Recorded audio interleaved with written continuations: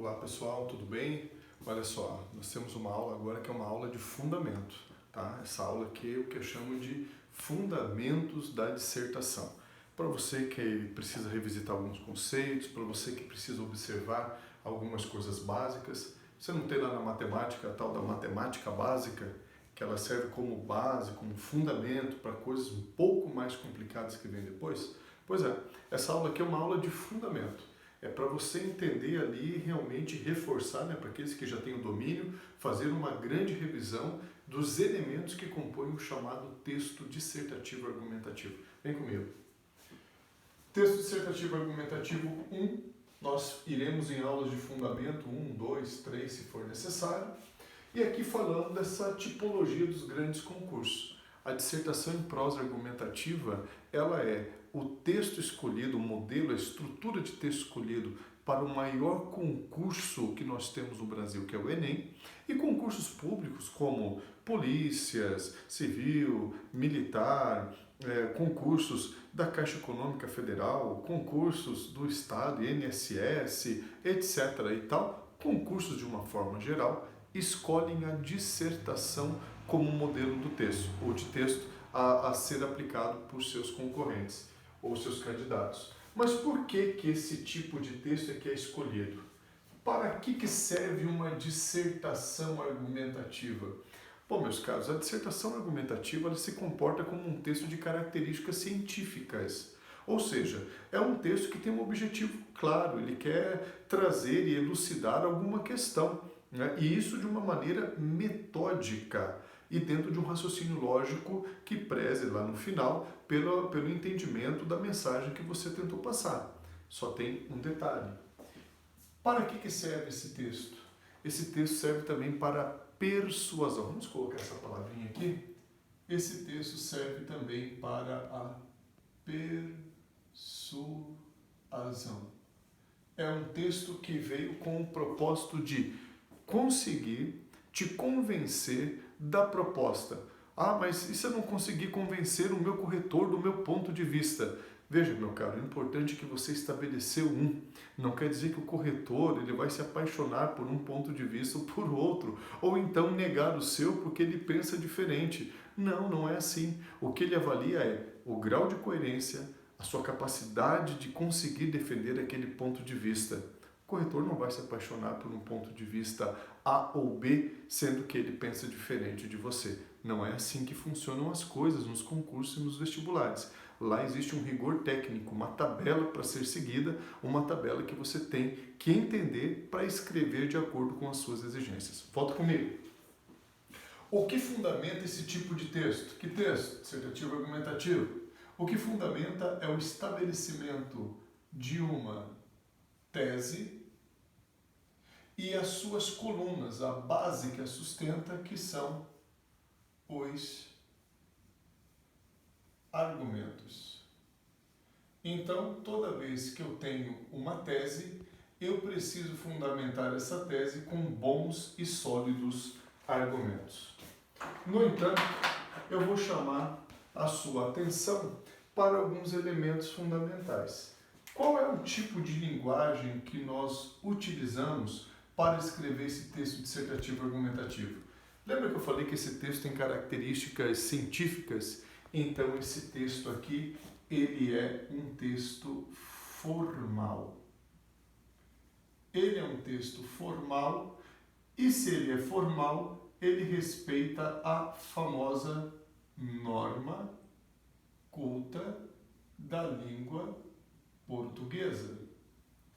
Ele é um texto formal e é um texto com características científicas, lembra disso? Então ele é um texto impessoal. Eu digo aos meus alunos, o Enem, que é o nosso concurso de ensino médio que cobra a dissertação, nós já vimos ali passar pelo Enem a primeira pessoa do plural. Entendemos, observamos, compreendemos, em algumas situações chamado de utilização do nós majestático. É quando você inclui os outros para ajudar na comprovação daquilo que você quer. Muito mais um elemento de retórica, que é para você abarcar o seu público, entender qual é a sua plateia e conseguir escrever para ela do que, na verdade, você fazer de forma técnica a opção correta. Eu prefiro que você, para não errar, para não ter erro, escreva de modo impessoal.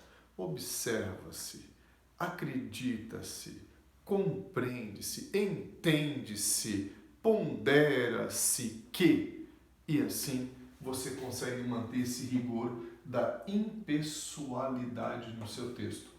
Prefiro primar pelo rigor de uma tabela que, sabendo como ela funciona, não inventar e nem propor coisas que depois podem render um certo prejuízo, do que entender que, em alguns casos, passou a primeira pessoa do plural e, de repente, isso foi ali uma situação do corretor. Tudo bem? Um entendimento mais particular. Título. No Enem, o título é facultativo. Você pode colocar ou pode não colocar.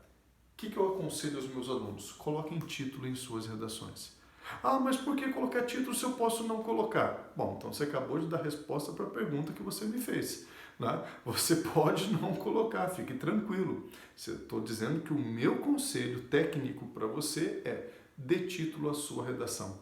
Quando eu vejo uma redação com título e com um título que se relaciona com o texto, eu consigo ver habilidade, competência, eu consigo ver técnica. Esse aluno merece uma nota diferenciada, porque o título compreendeu a mensagem do texto e o texto é compreendido pelo título que é colocado. Há uma certa circularidade semântica nesse texto. E aí tem que valorizar, porque nem todos conseguem atingir esse grau de técnica na hora de escrever. Tudo bem?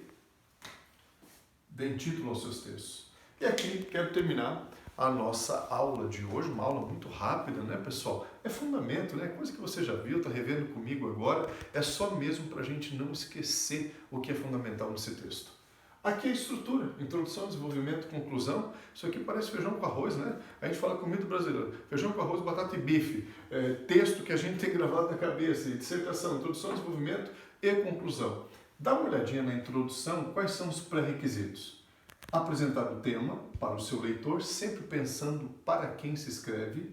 A tese, diante do tema, o leitor reconhece o seu ponto de vista e é possível fazer a previsão, não desenvolvê-los aqui, mas fazer a previsão do argumento nesse roteiro, tema, tese e apresentação muito breve, muito sutil dos argumentos. Depois a gente vem aqui para o momento do desenvolvimento. O que a gente desenvolve? A competência 2 e a competência 3 do Enem.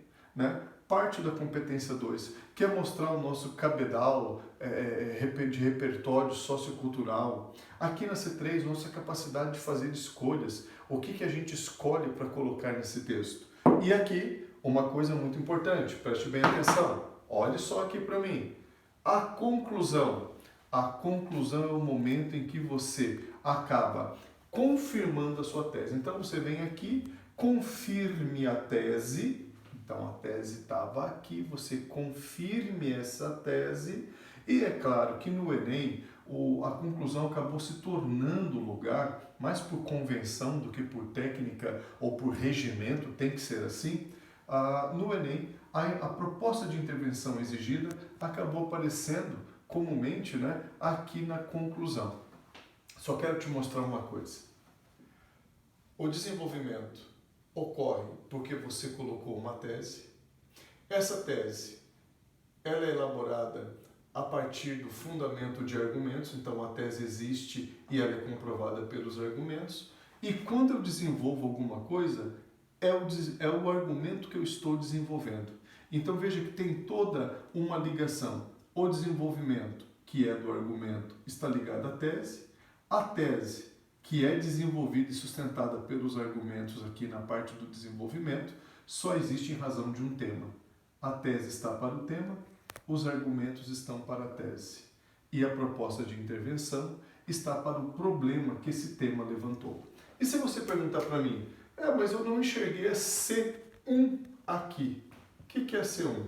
É aquela competência que fala ali sobre a linguagem.